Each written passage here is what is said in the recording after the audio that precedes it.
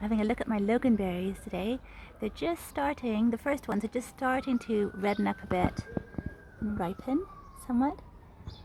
I just wanted to have a little look at them because they're so interesting. They are, as I mentioned before, they're a hybrid between a blackberry and a raspberry.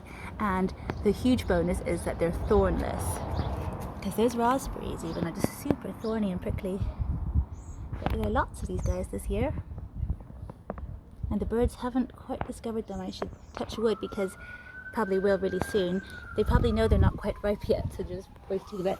I saw over here, I got some, these are some of the ones I got them here in this little box because they are some that I cut off from the mother plant last year. I was just trimming it back because it's right on a path. And so I put them into this pot and they sprouted, so it's really easy to make little cuttings from them. And these guys have some ripe ones already, so I just thought I'd pick one and show you how it looks. See, the main difference, well, they're obviously, these are actually longer than regular raspberries.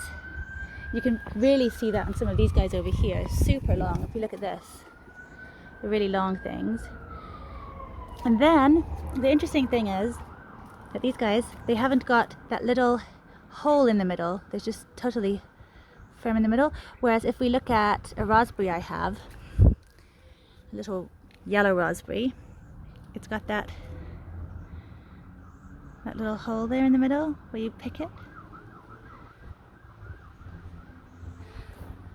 And then this one together you can see.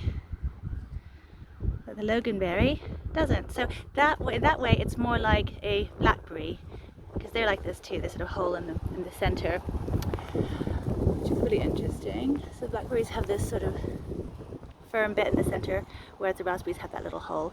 But I mean, they taste amazing. They're really, really flavorsome. They're maybe a bit more tart than a raspberry. They have a bit of sort of wildish blackberry flavor to them. But really, really, I love them. They're really interesting berry. And as I said, they're so easy to grow and so easy to get just cut little bits off and just get them growing too. So you can just really multiply your plants constantly, propagate them and get them everywhere. Plant them elsewhere in the garden too. And it's just really nice to have them growing wherever you can find a little spot for them. Great little Loganberries.